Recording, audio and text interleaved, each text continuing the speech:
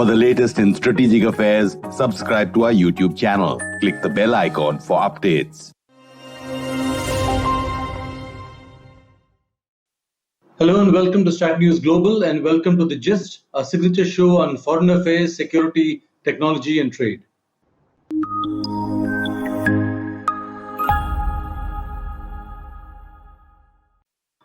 Hi, I'm Surya Gangadharan and I'd like to introduce our guest for this evening, Deepak Bagla, Managing Director and CEO of Invest India, India's premier agency trying to bring foreign direct investment into this country. So, Mr. Bagla, I'd like to begin with one sharp question. There's a lot of gloom and doom about India as an investment destination, that the economy is bad, bureaucracy is bad, working conditions are terrible. So what is the picture that you are experiencing? Surya, first, thank you very much for having me here. And I'm glad you started with that question. Let me just come back and share with you factual numbers, what has happened, and especially even during the pandemic. And I must say, we all in this storm together, though we may be in different boats, but Absolutely. At times it has been fairly brutal. But even within this lockdown, let me share the statistics with you. You know, our financial year closes on 31st March. 31st March 2021. India closed with an FDI of $81.7 billion. It's the highest ever FDI we've got in our history. And let me put it in perspective. This is the time when global FDI squeezed by about 35%. You know, from $1.5 trillion, it's gone to below $1 trillion. India is probably one of just only 2 or 3 countries in the world where its FDI share has increased. My FDI share increased by over 10% during the same period of time. And let me share something more with you. The interesting element of this FDI, which I speak to you when I tell you it is $81.7 billion, it's come from over 89 different countries. We've had more and more countries now looking at India and putting their money because they trust India. More interestingly again, Surya, I'm seeing it across 63 sectors. That means the story of India as one of the largest opportunities on the planet. In fact, the most unprecedented market opportunity in the free world stands vindicated and is gaining more strength and more traction. 63 different countries, this time, 89 different countries. I had Samoa, Colombia, Ukraine, Kenya, they're all joining hands and putting their money here. And 63 different sectors where it is coming from. And more interestingly, Surya, if I may just bring in the third dimension to it, it has come into 29 states of India. It's no longer been confined to just a few handful of states. So what am I trying to show? I'm trying to explain through these numbers how the opportunity in India is now becoming well recognized across the globe. How this big opportunity spreads across multiple sectors, which is unprecedented, and that each and every state of India now today has come up the curve where it is providing the best opportunities for an investor to put their money. So why this gloom and doom? What's the reason behind it? Is there some kind of a international lobby against it? Is it domestic? What is the problem? I think whenever there is a new entrant on the global arena or anywhere, there are always challenges to that entrant. Okay. India is now looked at and recognized as one of the most attractive destinations in the world. And I think there will be challenges, there will be pushbacks. And that is where, in my opinion, that is where it is arising from. But the fact remains, investment is about trust. Investment is about opportunity. And the numbers which I've shared with you showcase both the increasing trust which matches with the unprecedented opportunity where India presents. And in fact, Surya, I must tell you, I know it is now late, this was last year at Davos, and we were doing a roundtable with global financial investors, and one of the big ones was saying that how they're going to be doubling their exposure to India. And another one asked him why. And he said, every tomorrow of India is better than today. And he said, that's not too many places where they can talk about in the same manner, especially with an economy of our size. And let me put 2 more things in perspective for you, Guru. In the past 12 months, even during the lockdown, our position in FDI, that means recognition by the world, has moved from number 10 to number 5. We've jumped positions. But more interestingly, even in the size of the opportunity, in the size of our economy, look what we've done in the past 60 months. We've moved ahead of Russia, Italy, Brazil, France, closing in on UK and Germany. That means we've already moved from number 10 to number 5, even there in the size of an economy. And look at it there, we are about $3 trillion today. This number is going to be $10 trillion by 2030. That means we are going to add $7 trillion to the bottom lines of the balance sheets of all those who are partnering with us. Tell me one more opportunity on the planet today which can give you those numbers in the free democratic world. And this is despite the issues with bureaucracy and governance and all those issues, corruption, all that stuff. So I think where all those issues are concerned, everybody has seen a dramatic change. And this was another point which was discussed at the Davos conference, which I speak to you about. Let me just give you a quick example of a survey which is done by the Japan Bank for International Cooperation. They do this every year. And this is where they survey Japanese companies as to where those companies are going to be looking to expand or create new investments going forward. And I refer to the survey of 2020. India was number 1. And this is a survey which has 18 parameters. It was number 1 in this entire region, with all the other countries included. And the only country which I see in the top 7 in this is Mexico, out of the region. All the others are in the region. India was number 1 across. And you know, some of the top reasons there were future growth potential of the local market, size of the market, supply base of assemblers, inexpensive labor, qualified human resources. And it is a fact today that one of the biggest focus points of this government, which has now been acknowledged by everyone, including the World Bank, is the ease of doing business, Surya. You've seen our dramatic jump, even in the rankings, from 140s to 60s. Even the World Bank called it an unprecedented jump for large economy. India is changing by the day. And in fact, Invest India, what I represent, is a baby of that entire change. When Prime Minister Modi said he wants to convert that red tape into red carpet, well, that's how Invest India was created by him, to make that red carpet and to handhold investors and to tell them how welcome they are in India.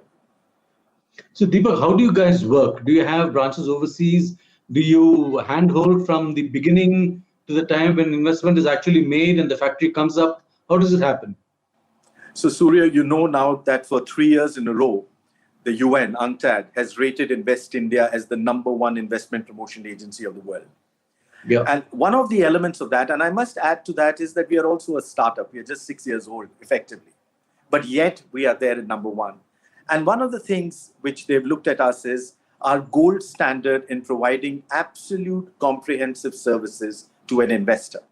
From showing them the opportunity in India, to helping them create their business plan, to helping them with their applications, to get them all government approvals, and to handhold their business even after it is set. It is their trusted friend in India, which will walk with them right through their journey in India. And let me tell you the other thing. Invest India charges nothing for its services. It's completely funded by the government. So as an IPA, we have a dedicated relationship manager for any investor coming in and hand-holding them and showing them a location, getting them a partner if they require one, and getting their business started. And the fact is that if you look at some of the new incentive schemes which have been announced by the government, especially during the past 12 months, even in the lockdown, we've got a tremendous global response to those 12 incentive schemes. But the reason why I bring those schemes up, Surya, is that you see the opportunity is already there. It's the largest opportunity sitting on the planet. Yeah. The other element to it is there is a growing trust in the government that, yes, they are there to welcome an investor. And the most interesting thing why I bring you these production-linked incentive schemes which have just been announced is that the focus of the government is no longer just on the viability of your business, but to focus on the profitability of your business. The objective there is to make India one of the most profitable and successful manufacturing hubs in the world. And we've got every element of that, because of which you are started to see these numbers coming in. I must give you another point of that, Surya. You see, one of the big trends which I'm seeing because of this virus is relocation of supply chains. Now, what do I mean by that? A large number of supply chains are now moving to where the market is. And they're looking for that to happen in a quick manner. Now, I had already started seeing this trend about 3 years ago, 4 years ago, but this virus has completely catalyzed it and increased the momentum of that change. So just to put it in perspective, I have an indicated book today of $161 billion. That means I'm working with about 800 odd corporates. Each one has a dedicated relationship manager. And these are actual plans of their investments in India, which we are working on. And a large number of these have come in during the past 12 months. Now, what has the government done in addition to Invest India helping them? Well, what we are doing there is, one, I explained to you about the production-linked incentives. Very attractive incentive schemes. You already know that even before the pandemic, we had lowered our corporate tax rates to make them one of the most effective and one of the most, I would say, competitive tax rates in the world. But what are the other interesting things which we are doing, Surya, and which is where the government is completely focused on? One is the ease of doing business. You know, you were talking about the bureaucracy, you were talking about the difficulties and the challenges.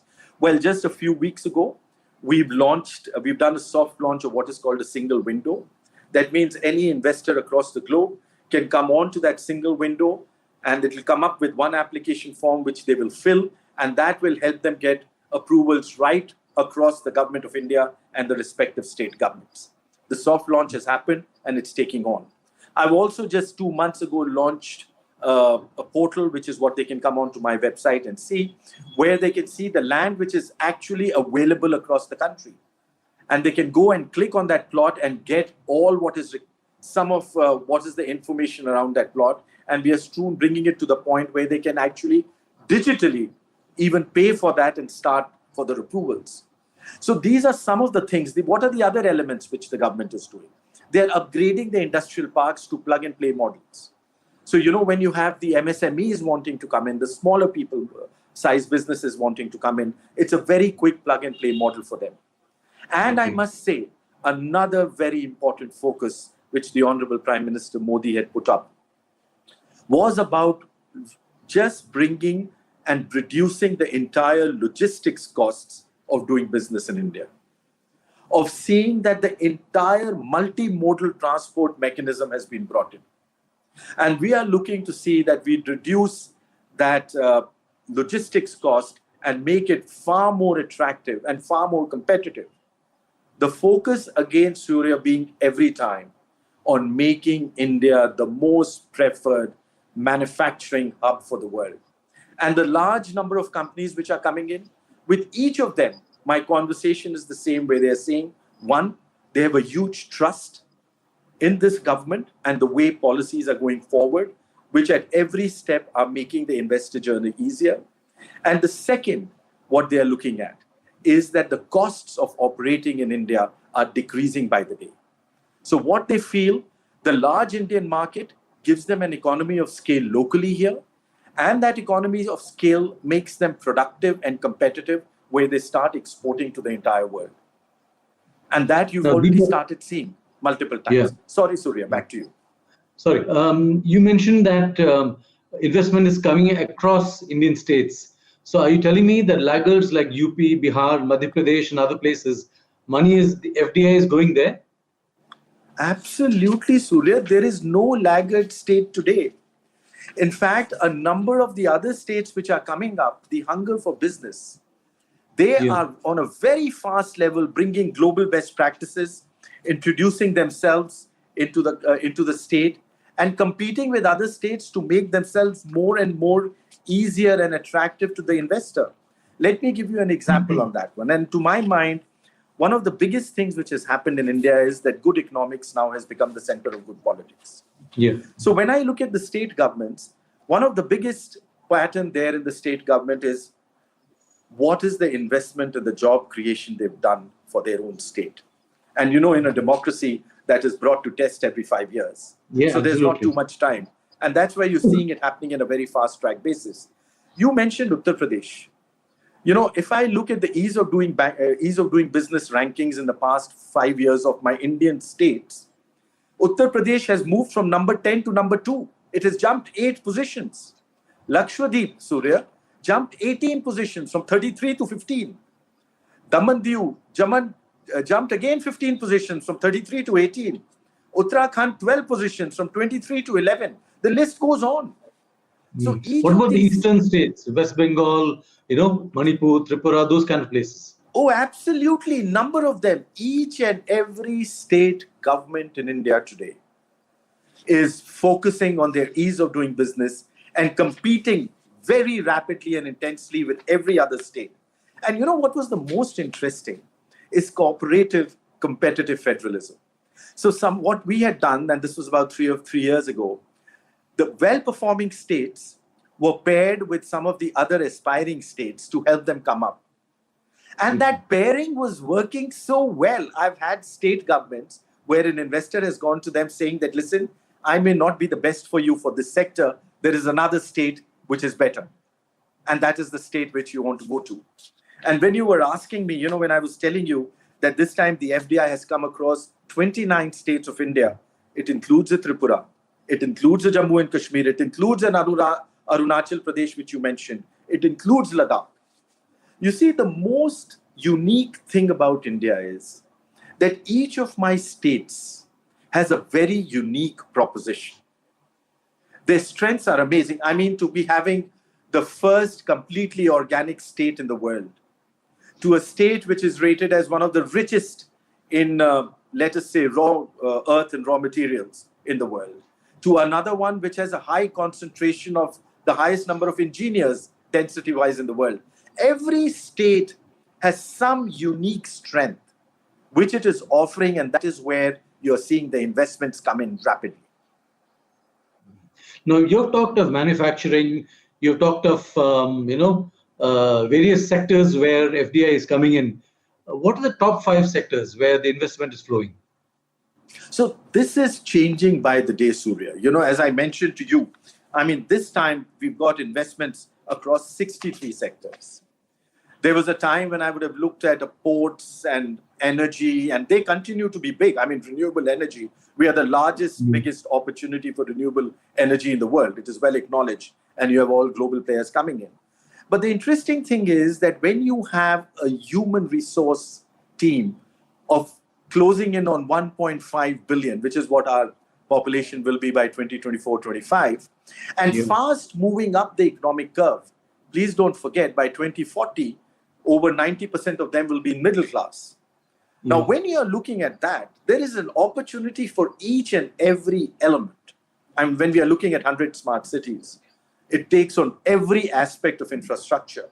The world's largest water program is currently in way where the Prime Minister has directed that we are going to bring drinking water to over 600 to 800 million individuals in the country. To healthcare, to education, those are the social side. The physical infrastructure I've spoken to you about, upgrading 100 smart cities, etc. To agriculture, which is one of the largest, about 10% of the world's population lives in our villages. Please don't forget that. And at the same point of time, it is one of the highest on migrant labor or migration internally. Every minute, we have 30 people moving from a village to a city in India, every minute. In fact, in 2019, we had 8 billion train tickets sold, the highest ever on the planet. Yeah. Just imagine with that migration, with that number, with that geographic spread, and an economy which is moving in the most unprecedented transformation ever. Let me tell you the biggest transformation, Surya, which is happening. Do you want to take a guess? Tell me. And let me give you an example on that one. We all agree that data is the new oil, right? And data is going to propel the new winners of the world. Well, let me give you an example on that one. So I have 1 billion people with a mobile phone, over 1 billion. I have over 1 billion people attached to a unique individual ID, 1 billion people attached to a bank account, and I have today 700 million people on the net, will be 1 billion in the next 2 years. Every second, 3 new people are joining the net in India, 2 of them from a village. And let me tell you where it has already brought us. 48 months ago, my ranking, global ranking on per capita data usage was in the 120s, was about 122, 123. Surya, you know what that ranking is today? We are number 1 in the world. In fact, on a per capita basis, India consumed more data than US, Japan, Korea, and Taiwan put together. In fact, we consume more per capita data, and I'm saying per capita. I'm not saying that you multiply everything by 1.3 billion today and that makes it a totally different number. Even on per capita data, it is more data we've used than US and China put together. So let me ask you this question. Sorry, go ahead. That is the pace at which India is changing. It's the most unprecedented transformation in human history, both in terms of scale and the pace at which it is happening. So why does a country like Taiwan, small, high-tech, have such issues coming to India? This is what Taiwanese businessmen tell me. So, it's very interesting you bring that up. So before I start on that, I must tell you, we have a dedicated team within Invest India, which works only for businesses coming in from Taiwan. And, we have a very strong relationship and an MOU partner with Taitra, which is our partner in Taiwan. And together we work to bring this business. Today, this team has handled 89 business requests from Taiwan itself, a significant number of them in an advanced stage of execution. But I'll tell you what is more interesting than that. It is across 17 sectors, Surya. Let me just give you names of some of those sectors. From electric vehicle to electronic systems and design, healthcare, capital goods, textiles and garments, chemicals, energy, food processing, biotechnology, consumer goods, IT, business processing, media and entertainment, a very interesting one. I've started seeing this only in the past 24 months. Auto components, another big one. Power, retail and e-commerce, space, telecom. The interest is very widespread because the complementarity is huge. They've already started coming in. The interesting thing about India is we are unique. One, the spread of state governments, the way the investment decisions are between the state and the central government, and then being a very vibrant democracy, the decision-making process, which is done in an open, transparent manner with bidding. All these are very interesting elements. And that is where it takes a little understanding initially. But the moment you have a partner like us, and that's why we were created by the Honorable Prime Minister, Mr. Modi, was to simplify that journey for every investor.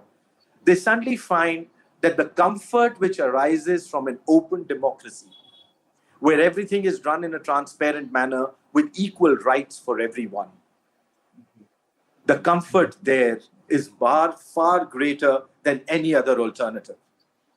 And that is where, when I bring to you that even amidst one of the worst lockdowns in human history, a pandemic which has been brutal to all of us, and yet India increases its share of FDI. That is where we remain one of the most open economies on the planet, with the private sector having the ability to play a role in each and every segment of my economy. Sorry, Surya, back to you. Do you expect in the area of semiconductors, there's a huge deficit we have. Do you expect any investment there? Any interest shown by some of our maybe Taiwanese firms? Surya, we spoke about global supply chains now wanting to get closer to where the market is. Yeah. We are all reading the news around semiconductor supply chains these days, how they've got disrupted. It's a no-brainer. If you have the world's largest mobile makers here, the largest data happening here, the largest transformation in every sector and every element happening here, the largest consumption of not just goods and services, but of products happening here, this is the place to be. And that is where we are seeing very serious discussions. amongst players who are leading in the world, and many of those players are from Taiwan itself. And I'm not surprised, because of their global leadership, that these serious discussions are taking shape into serious manner going forward. So last question, Deepak. 10 years from now, do you think India can sustain this level of FDI and keep the kind of dynamo moving? Surya, this level is a thing of the past you will forget. When I'm going to move from $3 trillion to $10 trillion in a period of 10 years, I'm going to add $7 trillion. Tell me one more economy in the world, in the open democratic system, which is going to add $7 trillion. And please don't forget, we remain one of the most open economies on the planet to partner with each and every person across the globe. This story has only just begun. On that note, Deepak Bagla, thank you very much for that insight. Lifted a lot of questions out of my mind. I mean, we had a lot of a gloom and doom scenario that we've been reading about all the time. Glad that it's changing and things are transforming in this country. Thanks very much. Pleasure talking to you, and look forward to more such conversations in the future. Thank you, Surya. Namaskar, and take care of your health and everyone. Be safe. Thank you. And for all of you out there, if you have enjoyed this conversation on The Gist, keep following us as we come up with more such shows ahead. Follow us on Instagram, on other social media. Looking forward to your comments and observations. Bye.